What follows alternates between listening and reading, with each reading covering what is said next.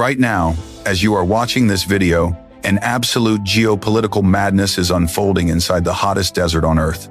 Egypt is intentionally dumping billions of tons of precious, unsalted water straight into the dead sands of the Sahara.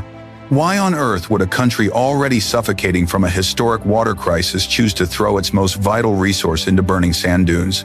The hidden truth behind this gamble involves a ticking survival clock, a cutthroat international trap, and a stunning outcome that completely blindsided global experts. I will reveal everything, but first, let me pour a quick cup of warm tea, just an unobtrusive reminder for you to hit that like button below before we dig in. To understand why Egypt is doing something this radical, we first need to look at a map, and honestly, the picture is getting pretty suffocating. Right now, Egypt's population has already crossed a staggering 117 million people, and the growth shows absolutely no signs of stopping. Experts forecast that by the year 2050, this number will explode to 162 million. That means in just a few decades, they will have to find a way to feed an extra 45 million hungry mouths. But here is the real catch. The demographic crisis isn't just about the sheer number of people. It is heavily worsened by a harsh geographical reality. You see, about 95% of the entire population is crammed into a tiny, narrow green belt along the Nile River, which makes up just about 4% of the country's total land area. Imagine fitting nearly the entire population of modern Germany or Turkey onto a strip of land half the size of Ireland, and you will get a sense of how crowded it feels there. Naturally, as the population grows, cities have to expand. But as these urban areas stretch outward, they end up swallowing the few fertile lands Egypt actually has. Satellite data shows a truly worrying trend. Egypt is losing about 2% of its arable land every single decade due to rapid urbanization. Around a major hub like Alexandria, for example, farming land decreased by 11% in recent decades, while concrete urban areas grew by that exact same percentage.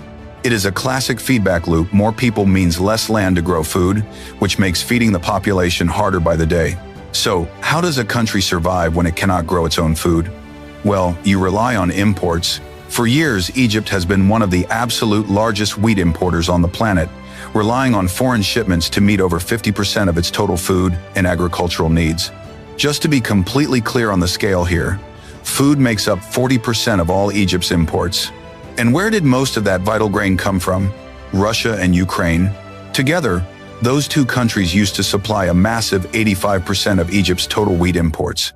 But as we all know, recent armed conflicts in the Black Sea region completely disrupted those shipments, shaking the global grain market and causing prices to spike by over 50%. This global disruption triggered an immediate, devastating domino effect straight onto the dinner plates of ordinary Egyptians.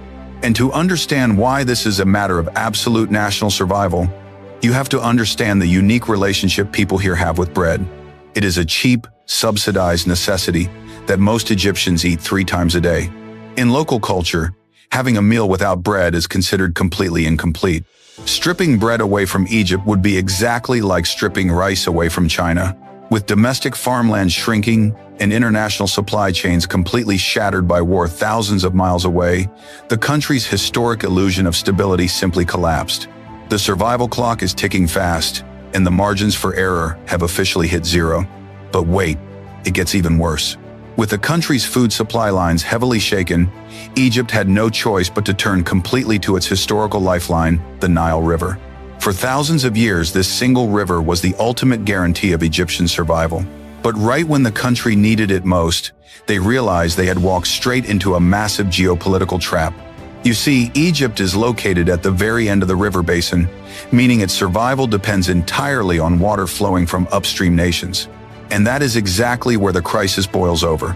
Upstream, the neighboring nation of Ethiopia decided to build a colossal infrastructure project called the Grand Ethiopian Renaissance Dam to generate electricity. The goal might sound reasonable, but the reality for those downstream is terrifying.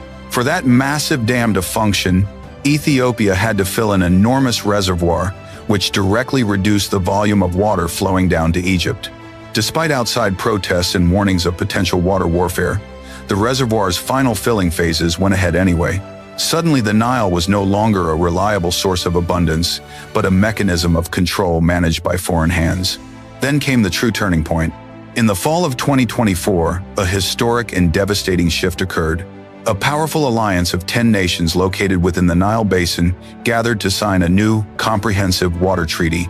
This agreement effectively dismantled the old legal framework established way back during the colonial era in 1929.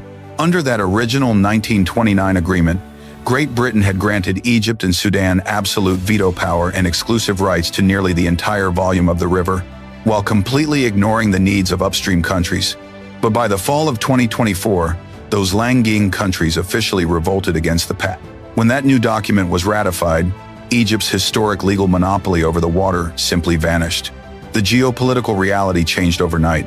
Egypt and Sudan fiercely refused to sign the treaty, but they were completely outnumbered and diplomatically isolated. The message from the rest of the African continent was crystal clear. The historical free pass was officially over, and nobody had enough water to spare anymore. So, let's look at the board now. Farmland is shrinking, foreign food supply chains are cut off by war, and now the nation's single source of fresh water is tightly choked by an international coalition. Egypt was officially pushed into an absolute corner, facing a complete collapse of its national system. Wait, where do you get fresh water when your only river is running out? Before we look at how to get out of this mess, we need to address a big naive assumption. A lot of people think that if you have enough money and modern engineering, you can just build your way out of any geographic crisis. You want more farmland? Just pour billions of dollars into the desert, dig some massive ditches, pump some water, and watch the sand turn green. It sounds incredibly simple, right? Well, history has already proven that the Sahara Desert does not care about your money, and it definitely does not play by human rules. In fact, Egypt has already learned this exact lesson the hard way. Back in 1997, the government launched a massive infrastructure initiative called the New Valley Project, also known as Toshka. The plan was highly ambitious. They invested over $2 billion to build the massive Sheikh Zayed Canal, designed to carry 5 billion cubic meters of water annually from Lake Nasser straight into the sandy wastelands of the Western Desert. The goal was exactly what you would expect: to reclaim over 500,000 fedans of land and create massive new agricultural communities to handle the rapidly growing population. But guess what? By the late 2000s, the project completely stalled. Less than 10% of the target land was actually cultivated. Millions of acres of newly developed farming areas were quickly abandoned, and almost overnight, the soil reverted straight back into barren desert. The real enemy here wasn't a lack of water or money. It was the sand itself. A comprehensive geological study published in 2017 revealed a terrifying truth. Shifting sand dunes act as an absolute destructive barrier to any massive engineering project in this region. If you dig an open canal in the Western Desert, where sand dunes can move at a rapid pace of up to 20 or 30 meters per year, the relentless Saharan winds will constantly blow millions of tons of loose sand straight into your water pathways. This sand buildup quickly chokes the flow of water, stops it from reaching agricultural zones, and completely ruins the infrastructure. Essentially, you are trying to write a message in the middle of a massive sandbox. During a windstorm, the desert will just wipe it out. Now, let's look at the absolute worst-case scenario. This is the ultimate doomsday scenario for the capital city of Cairo if an immediate aggressive counter-strategy isn't executed. Think about it. If the upstream nations permanently choke the Nile's flow down to a minimum, potentially slashing Egypt's annual water share by over 10 to 15 billion cubic meters, and foreign food supply chains across the Black Sea remain completely at zero due to war, Egypt's domestic system faces total starvation. The narrow green belt along the river would dry up, and any traditional attempt to farm the surrounding sands would be swallowed by shifting dunes within months. The survival hourglass for Cairo is running out of sand fast, and all previous solutions have completely crashed. They are trapped in a corner. But what if the answer isn't trying to fight the desert, but using a completely hidden mechanism to flip the entire system on its head? That is when everything changed. Right at the edge of total system collapse, Egypt activated a massive hidden masterstroke. They officially unveiled a project so massive, it sounds like pure science fiction: the New Delta Initiative. Initially announced in 2021 with an estimate of $3.1 billion, the government aggressively accelerated the plan, sending the total investment skyrocketing to a massive $5.8 billion. The objective? To build an absolute monster of an artificial river stretching 71 miles long, carved right through the dead sands of the Sahara. This colossal project is strategically positioned west of the Old Nile Delta, spanning a strategic corridor between the Rod Al Farag Highway and the Al Dabaa region. But wait, remember the international trap? If upstream nations are choking the Nile, where on earth is all this water coming from? This is where the hidden variable enters the stage, and it is a brilliant piece of reverse engineering. Egypt realized they couldn't rely on raw, contested river water. Instead, they designed a system to capture agricultural drainage and wastewater, basically heavily used runoff that would normally be thrown away and wasted. The plan is to collect this water, process it completely, and then mix it with groundwater drawn from deep desert aquifers. Egypt's underground reserves reach an impressive 650 billion gallons a year. By mixing the recycled water with groundwater, they create a sustainable, self-contained loop that prevents the rapid depletion of their underground basins. They completely stopped fighting for the Nile by creating an entirely new, independent water cycle from scratch. And what about the desert's ultimate defense, the shifting sand dunes that destroyed the 1997 project? The engineers came prepared. To dodge the Saharan winds, they hid a massive portion of the river entirely underground. The system features 14 miles of giant, closed concrete pipes that transport the mixed water completely insulated from the sand. The remaining 57 miles operate as a regular open river channel, but it is heavily reinforced with biomechanical control systems using specialized desert plants and rocky materials to lock the surrounding dunes permanently in place. The scale of this engineering feat is hard to wrap your head around. The artificial river is divided into 3 interconnected channels. The first channel runs 26 miles long, carrying billions of gallons of water to irrigate about 600,000 acres. The second channel stretches for a massive 106 miles, supplying water for another 800,000 acres. Finally, the third channel, though only 7.5 miles long, reclaims 64,000 acres of sand. Together, this massive network is designed to reclaim over 2.2 million feddans of totally uninhabitable desert land. Soil analysis carries a massive win here, showing that over 90% of this allocated ground is completely suitable for strategic crops like wheat, corn, and soybeans. This isn't a simple farming plot. It is a massive industrial food engine that will provide jobs for over 5 million people. Egypt didn't just build a ditch. They reverse-engineered an entirely new geographic ecosystem right under the desert's nose. To maintain the lifeline of this newly engineered artificial river, Egypt had to deploy a hyper-advanced, completely closed technology fortress. At the very core of this entire operations network is a colossal facility managed directly by the country's Ministry of Defense. It is the single largest wastewater treatment and recycling station on the planet. This facility is so massive that it set 4 distinct world records, all officially registered in the Guinness World Records. First, it stands as the largest water treatment plant globally, covering an immense footprint of 79 acres. Second, it features a staggering, unique operating capacity of 23,000 gallons per second. Third, the factory is built with a record-breaking epoxy coating spanning 128 acres. And finally, its specialized sludge treatment unit functions with a record performance of 14,771 pounds. Egyptians definitely know how to build on a grand scale, but a mega recycling plant is just the first layer of this fortress.